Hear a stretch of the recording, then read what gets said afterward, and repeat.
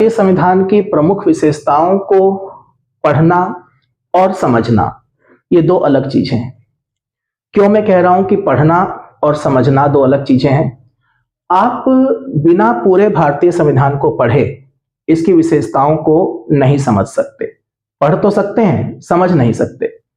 दरअसल ये इंट्रोडक्शन है भारतीय संविधान का, और इंट्रोडक्शन आमतौर पर किसी भी किताब का तब लिखा जाता है जब वो पूरी किताब लिख ली जाए।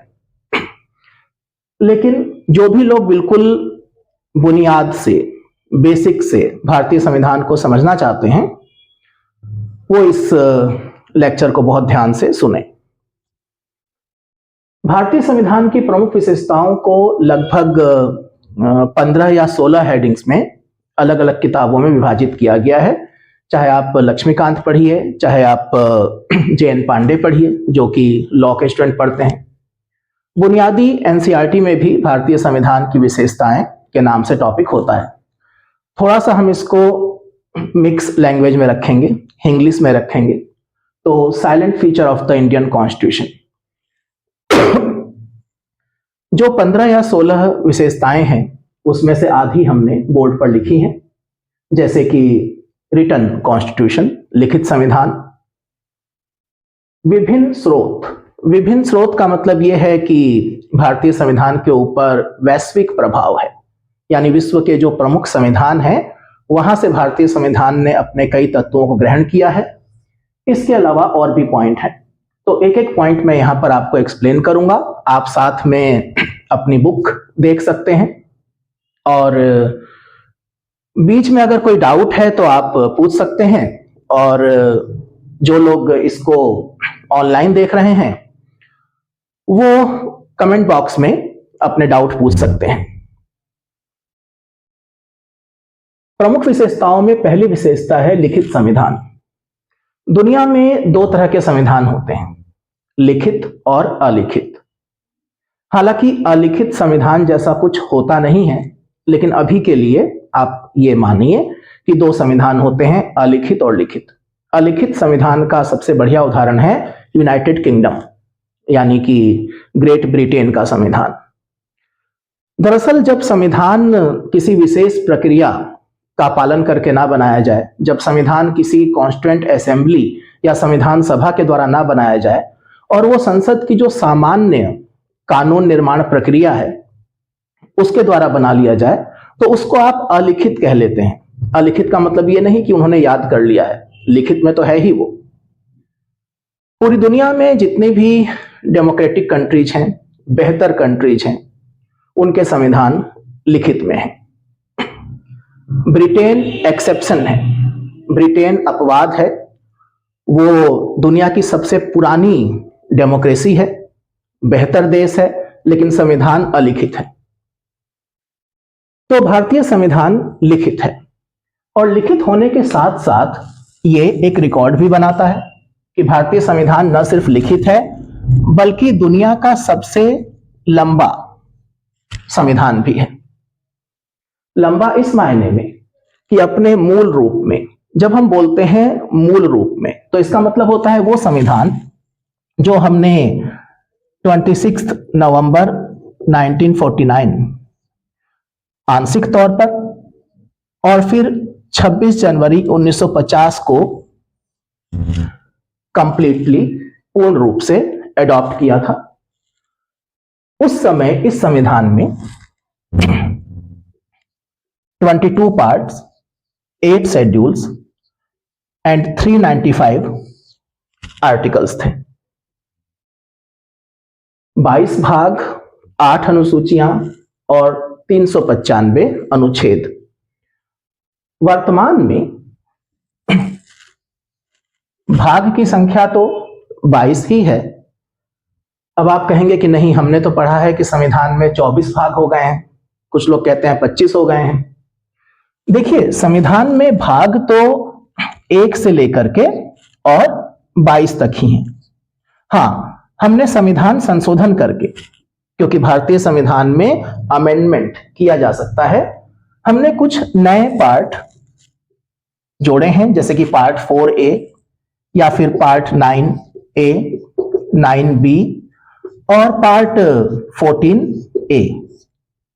तो पार्ट 4, 9, 14 ये पहले से मौजूद है, उसी में हमने ये नए पार्ट इंट्रोड्यूस किए हैं।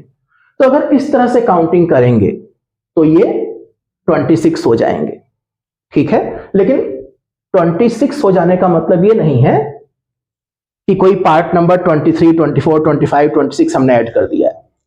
हाँ, शेड्यूल्स के मामले में जरूर हमने शेड्यूल 9, 10, 11, 12 अलग अलग अमेंडमेंट्स के थ्रू ऐड करी है। जब हम कॉन्स्टिट्यूशन के पार्ट पढ़ना शुरू करेंगे तो वहां पर इनको डिटेल में देखेंगे। और इसी प्रकार से 395 आर्टिकल जो मूल संविधान या ओरिजिनल कॉन्स्टिट्यूशन में थे, आज भी लास्ट आर्टिकल 395 ही है, लेकिन पहले से मौजूद आर्टिकल्स के साथ हमने कुछ नए आर्टिकल इंट्रोड्यूस कर दिए हैं, तो 400 प्लस चली गई है संख्या। तो आपको इसमें नहीं उलझना है कि वर्तमान में आर्टिकल्स की एग्जैक्ट संख्या कितनी है, 440 है कि 444 है। आपको कॉन्सेप्ट समझना है कि आपके कॉन्स्टिट्यूशन में लास्ट आर्टिकल 395 ही है। हाँ, अब पार्ट 4A के साथ हमने आर्टिकल 51A जोड़ करके और फिर उसके साथ ABCD 11 पॉइंट और जोड़ दिए फंडामेंटल ड्यूटीज के तौर पर, फिर इसको काउंट करना शुरू कर दिया, ऐसे नहीं। तो भारतीय संविधान दुनिया का सबसे विस्तृत और लंबा संविधान है। तो ऐसा क्यों है, इस टॉपिक को हम थोड़ा समय देंगे और ये एक क्लास में, मतलब 1 घंटे की एक क्लास में कंप्लीट नहीं होगा। थोड़ा थोड़ा हम सभी पॉइंट्स को समझेंगे। तो भारतीय संविधान दुनिया का सबसे लंबा लिखित संविधान है। तो क्यों है? तो अगर क्यों का जवाब हम देखते हैं कि लिखित क्यों है और दूसरा है कि लंबा क्यों है। लिखित होना कंपल्सरी है, अनिवार्यता है। भारत का संविधान एक संघात्मक ढांचा प्रस्तुत करता है। भारत का संविधान केंद्र और राज्यों के बीच में शक्तियों का बंटवारा करता है।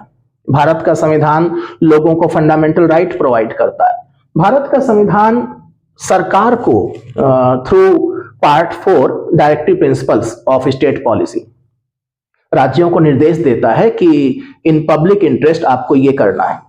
तो ये सब चीजें लिखित में होनी आवश्यक है, इसलिए भारत का संविधान लिखित है, रिटन है। लंबा क्यों है? हमें इतना बड़ा संविधान बनाने की क्या जरूरत थी? जब हम यूनाइटेड स्टेट ऑफ अमेरिका के संविधान को देखते हैं तो बहुत ही छोटा संविधान है। शक्तियों का बंटवारा तो वहां पर भी है, बल्कि लोग कहते हैं कि ज्यादा आदर्श रूप में है। वो एक आदर्श संघात्मक ढांचा है, हालांकि इसके ऊपर विवाद है। तो भारतीय संविधान के लंबा होने के पीछे जो मौलिक कारण है वो ये है कि भारत में जो केंद्र है, जो सेंटर है, और जो राज्य हैं, इनके लिए एक ही संविधान है। सेंटर और स्टेट, पार्ट 5 सेंटर से संबंधित है, पार्ट 6 स्टेट से संबंधित है। जबकि अमेरिका में एक संविधान केंद्र के लिए है, पूरे यूनाइटेड स्टेट ऑफ अमेरिका के लिए केंद्र की शक्तियों को एक्सप्लेन करता है। वहीं अमेरिका के जो 50 राज्य हैं, प्रत्येक राज्य के पास अपना अपना एक संविधान है। इस वजह से वहां पर केंद्रीय संविधान छोटा हो गया है और भारत में चूंकि एक ही संविधान है दोनों के लिए, तो ये बड़ा हो गया है। इसके अलावा और भी कुछ बातें हैं, जैसे फंडामेंटल राइट का बहुत विस्तृत वर्णन है, directive principles of state policy जैसे खंड हैं, पार्ट हैं, यहां तक कि सर्विसेज यूपीएससी तक के बारे में और सिविल सर्वेंट्स को क्या कॉन्स्टिट्यूशनल प्रोटेक्शन मिलेंगे, यहां तक भी संविधान में बताया गया है, जो कि कई प्रमुख देशों के संविधान में सिंपल पार्लियामेंट्री लॉज से व्यवस्था की गई है। वो हमारे यहाँ कॉन्स्टिट्यूशनल सेटअप किया गया है।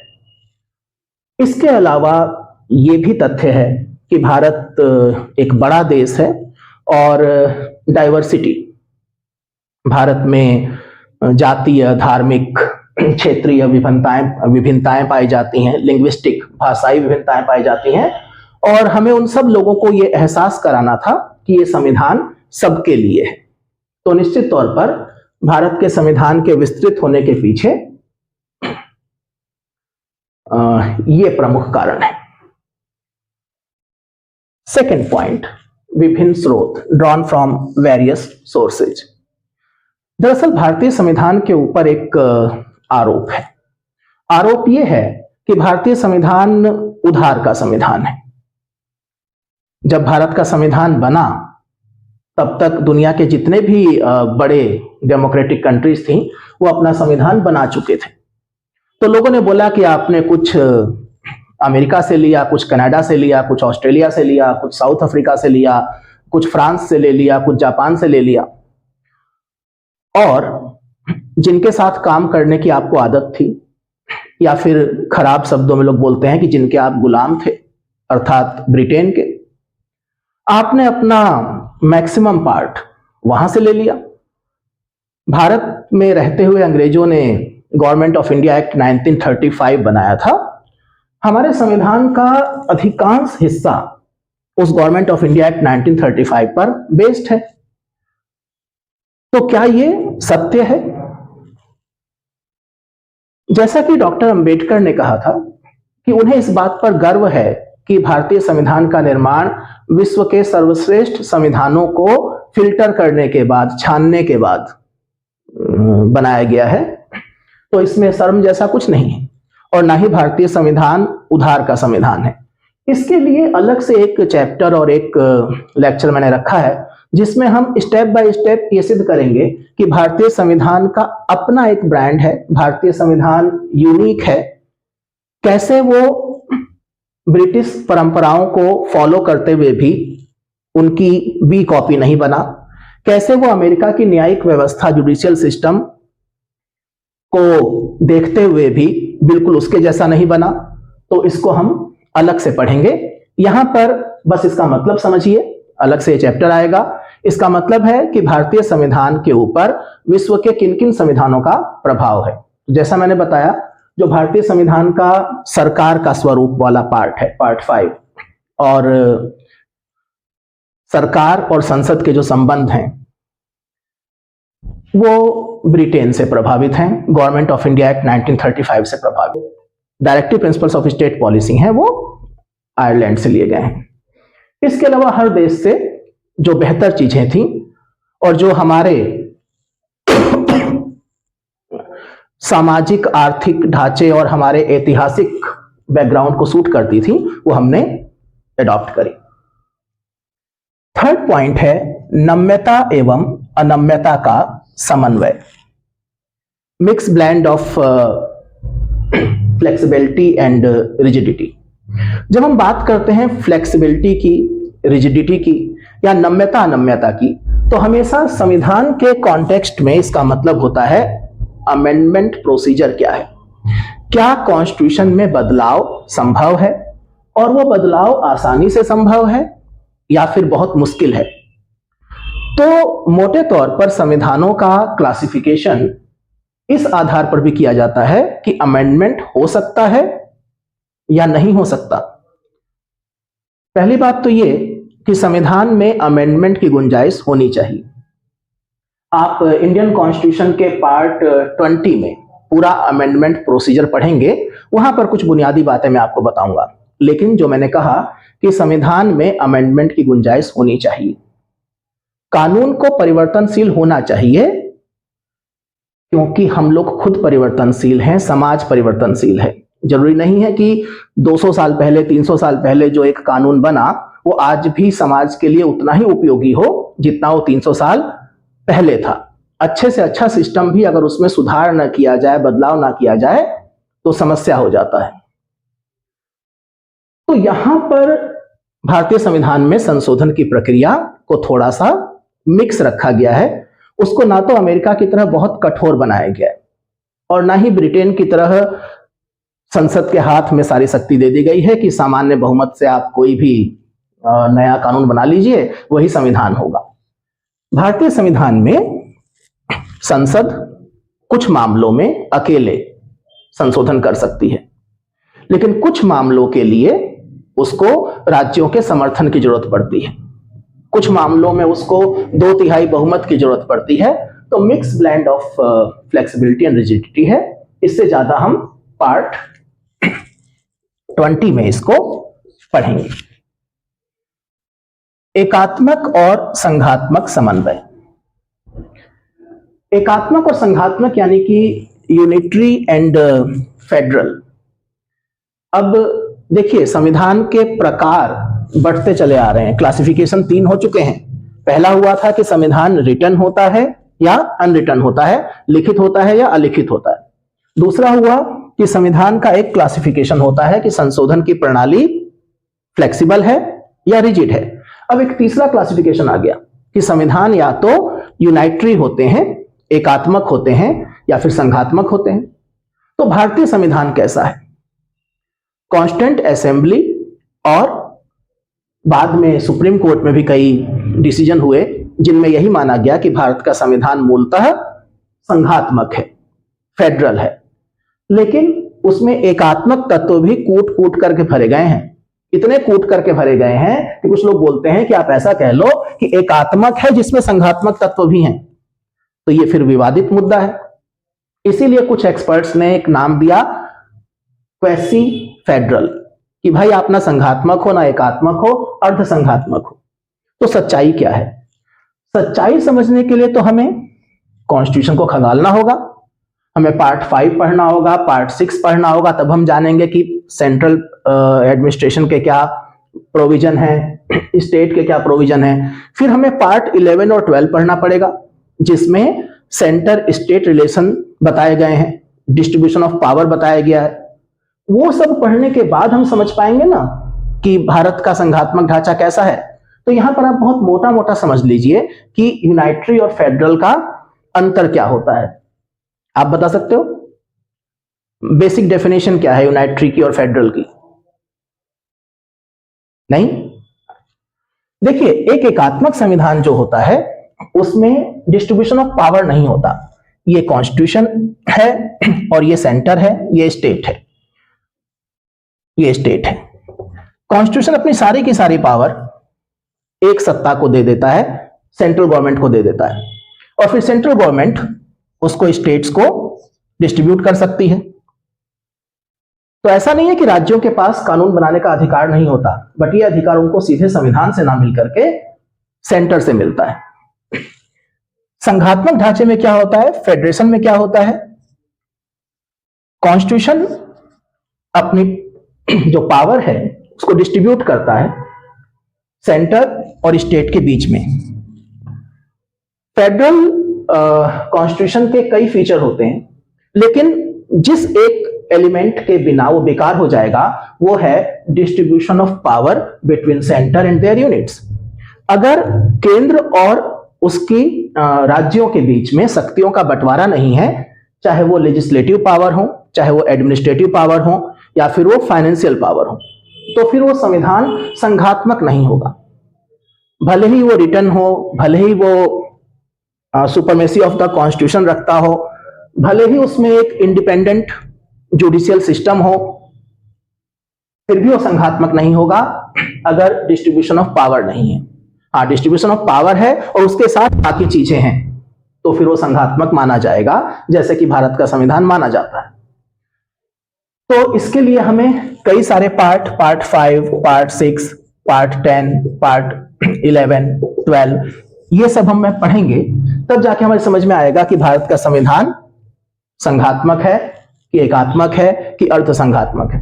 मैंने शुरुआत में ही कहा था कि ये इंट्रोडक्शन है, आप इसको आसानी से नहीं समझ पाएंगे क्योंकि आपने पूरा संविधान पढ़ा नहीं है। जब आप पूरा संविधान पढ़ लेंगे और बाद में इस टॉपिक पर लौटेंगे तो आप कहेंगे कि मजा आ गया, मुश्किल से 2 घंटे हमने पढ़ा, 10-15 पेज पढ़े और पूरे कॉन्स्टिट्यूशन की समरी आ गई। अगर आपको किसी को भारतीय संविधान के बारे में समझाना हो तो ये चैप्टर बहुत बढ़िया है कि भाई ये मोटे मोटे तौर पर भारतीय संविधान में चीजें हैं, लेकिन जब आपको अपनी तैयारी करनी है तो इस चैप्टर को ऐसे ही पढ़ना है। संसदीय प्रणाली इसकी पांचवी विशेषता है। संसदीय प्रणाली का मतलब है सरकार का संसदीय रूप, पार्लियामेंट्री फॉर्म ऑफ गवर्नमेंट। इसके बारे में कुछ आप बताओगे कि पार्लियामेंट्री फॉर्म ऑफ गवर्नमेंट क्या होती है, फीचर्स क्या होते हैं? हेड ऑफ द स्टेट होता है और हेड ऑफ द गवर्नमेंट होता है प्राइम मिनिस्टर, और प्राइम मिनिस्टर और council of minister responsible parliament. ये बात कुछ समझ में आ रही है जो आपने बोली कि जो काउंसिल ऑफ मिनिस्टर्स हैं, पार्लियामेंट्री फॉर्म ऑफ गवर्नमेंट का मतलब ये है कि जो सरकार है, और गवर्नमेंट या सरकार मतलब council of ministers. Union council of minister केंद्रीय मंत्रिपरिषद, और वही केंद्रीय सरकार है। वो अकाउंटेबल है संसद के प्रति। संसदीय प्रणाली का मतलब यही हुआ कि जो सरकार है वो संसद के प्रति जवाबदेह है। जैसे भारत में सरकार, केंद्रीय सरकार लोकसभा के प्रति जवाबदेह है, जो कि संसद का निम्न सदन है। ऐसा नहीं है कि जवाबदेही राज्यसभा के प्रति नहीं है, लेकिन लोकसभा के प्रति विशेष तौर पर है, क्योंकि सरकार का जीवन मरण लोकसभा के हाथों में है। तो संसदीय प्रणाली जिस प्रकार की ब्रिटेन में है, क्या हमने बिल्कुल वही कॉपी कर ली? तो जब हम संसदीय प्रणाली पढ़ेंगे पार्ट 5 में, तो वहां पर अंतर भी समझेंगे कि कैसे ब्रिटेन से भारत की संसदीय प्रणाली थोड़ी सी अलग है। काफी हद तक हमने इस मामले में ब्रिटेन को फॉलो किया है। अब ब्रिटेन में एक अंतर जो यहां पर आपकी समझ में आएगा 6th पॉइंट में, parliamentary sovereignty and judicial supremacy. संसद सर्वोच्च है ब्रिटेन में। ब्रिटेन में संसद कितनी सर्वोच्च है कि एक पॉलिटिकल साइंटिस्ट ने कहा कि ब्रिटेन की संसद सर्वशक्तिमान है, सिवाय इसके कि वो एक लड़के को लड़की नहीं बना सकती, वो सब कुछ कर सकती है। ब्रिटेन की संसद का बनाया गया कानून ब्रिटेन में तो कोई नहीं डिनाई कर सकता, राजा भी नहीं। लेकिन अमेरिका में वहां का सुप्रीम कोर्ट सर्वोच्च है। वो एक बार को वहां के राष्ट्रपति के आदेश को भी दरकिनार कर देगा। तो ये जो दो अतियां हैं, दोनों ही एक्सट्रीम कंडीशन है कि एक जगह संसद सर्वोच्च है और एक जगह कोर्ट सर्वोच्च है। दोनों की अपनी अपनी समस्याएं हैं। तो हमने समन्वय किया। हमने जैसे यहां पर अमेंडमेंट प्रोसीजर को ब्लेंड कर दिया, ऐसे ही हमने यहां पर संसद और सुप्रीम कोर्ट में एक समन्वय स्थापित किया कि ना तो कुछ मामलों में संसद सर्वोच्च है और कुछ मामलों में सुप्रीम कोर्ट। संसद के द्वारा बनाए गए कानूनों का जुडिशियल रिव्यू सुप्रीम कोर्ट में संभव है, और कानून बनाना संसद का काम है। सुप्रीम कोर्ट किसी बनाए गए कानून को रद्द कर सकता है, कुछ आदेश दे सकता है, लेकिन कानून नहीं बना सकता। उसको उन्हीं कानूनों के ऊपर कार्य करना होता है जो संसद के द्वारा बनाए जाते हैं। एकीकृत एवं स्वतंत्र न्यायपालिका। आमतौर पर संघात्मक ढांचे में न्यायपालिका भी विभाजित होती है, डिस्ट्रीब्यूशन ऑफ पावर में न्यायपालिका भी बढ़ जाती है। लेकिन भारत में न्यायपालिका इंटीग्रेटेड है और उसके साथ साथ स्वतंत्र भी है। तो इंटीग्रेटेड होने के साथ साथ स्वतंत्र कैसे है? मतलब इंटीग्रेटेड भी है, स्वतंत्र भी है। क्या केंद्रीय नियंत्रण में है सिर्फ, इसलिए हम एकीकृत कह रहे हैं? केंद्र के लिए, राज्यों के लिए, और राज्यों के अंदर जिला स्तर पर जो सबऑर्डिनेट कोर्ट्स होते हैं उनके लिए एक structure, supreme court, high court and subordinate court. तो इसके लिए हमें थोड़ा इंतजार करना पड़ेगा। हम इसको पढ़ेंगे अगेन। पार्ट 5 में हम सुप्रीम कोर्ट पढ़ेंगे और पार्ट 6 में हम हाई कोर्ट और सबऑर्डिनेट कोर्ट के बारे में पढ़ेंगे।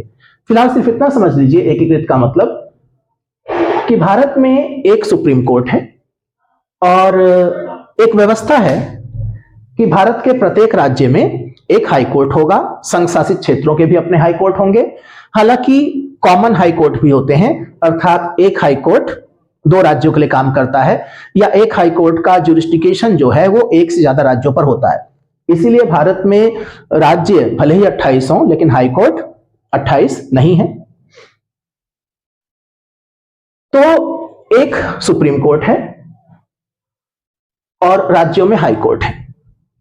राज्यों में जो हाई कोर्ट हैं उनके फैसलों के खिलाफ, चाहे वो राज्य के मामले पर हो, राज्य सूची के मामले पर हो, या फिर केंद्र के मामले में हो, सुप्रीम कोर्ट में अपील हो सकती है। अमेरिका में क्या है कि वहां पर एक केंद्रीय सुप्रीम कोर्ट है और प्रत्येक राज्य का अपना अपना एक सुप्रीम कोर्ट है, और जो वहां राज्य के सब्जेक्ट हैं, जो वहां पर राज्य के विषय हैं, उनके ऊपर वहां के जो सुप्रीम कोर्ट होते हैं उनका डिसीजन फाइनल होता है। उनके खिलाफ आप कोई अपील नहीं कर सकते। तो ज्यादा डिटेल में हम वहां पर इसको देखेंगे। इसके अलावा अब हमारे पास आ गया है फंडामेंटल राइट। भारतीय संविधान के अंतर्गत फंडामेंटल राइट एक विशेषता कैसे है? दरअसल भारत उन गिने चुने देशों में है जिन्होंने अपने लोगों को संविधान के जरिए फंडामेंटल राइट उपलब्ध कराए हैं। अगर लोगों को फंडामेंटल राइट या मौलिक अधिकार साधारण कानून के जरिए उपलब्ध करा दिए जाएं, तो उनके उल्लंघन या उनको न मानने का ज्यादा चांस हो सकता है। लेकिन अगर वो संवैधानिक प्रावधान है तो फिर उनकी ग्रेविटी बढ़ जाती है, उनका महत्व बढ़ जाता है। तो भारतीय संविधान प्रत्येक भारतीय नागरिक को और साथ में कुछ मामलों में विदेशियों को भी ओरिजिनल कॉन्स्टिट्यूशन 7 फंडामेंटल राइट देता था। क्योंकि भारतीय संविधान परिवर्तनशील है, समय के साथ इसमें बदलाव होते हैं, तो आज की डेट में 6 मौलिक अधिकार हैं, 6 फंडामेंटल राइट है। एक राइट टू प्रॉपर्टी, संपत्ति का अधिकार 1978 में 44th कॉन्स्टिट्यूशन अमेंडमेंट एक्ट से समाप्त किया जा चुका है। डिटेल में, बहुत डिटेल में आप फंडामेंटल राइट पढ़ेंगे कॉन्स्टिट्यूशन के पार्ट 3 में। इसके अलावा directive policy, directive principles of state policy, राज्य के नीति निदेशक तत्व। जब राज्य समाज की तरफ देखे तो उसका एक ही उद्देश्य होना चाहिए, समाज कल्याण, जन कल्याण। और डीपीएसपी का भी यही मकसद है कि राज्य के द्वारा जनहित में काम किया जाए। तो आज जो हमने फीचर्स देखे, 9 पॉइंट हैं इसमें। कल मैं आपको बाकी के 8-9 पॉइंट पढ़ाऊंगा, और उसके बाद जैसे जैसे आप संविधान पढ़ते चले जाएंगे ये सब अंदर अंदर खुलता चला जाएगा। समझिए कि भारतीय संविधान की विशेषताओं के नाम पर आप एक बहुत ही ब्रॉड इंडेक्स पढ़ रहे हैं।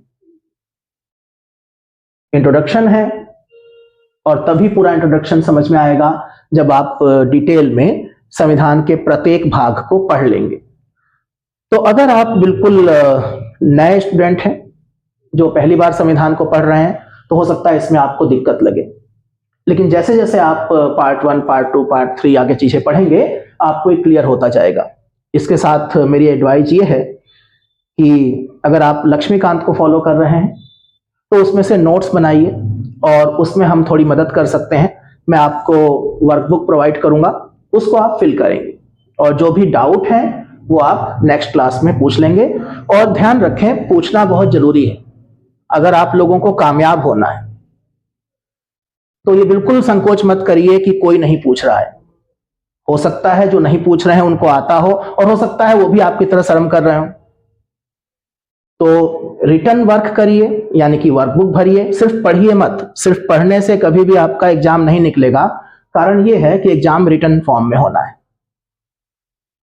आपको कहीं जाकर के कहानी नहीं सुनानी है, आपको अपने आंसर लिखने हैं। प्रीलिम्स में आप टिक मार्क कर भी दोगे तो भी मेन में आपको लिखना ही है।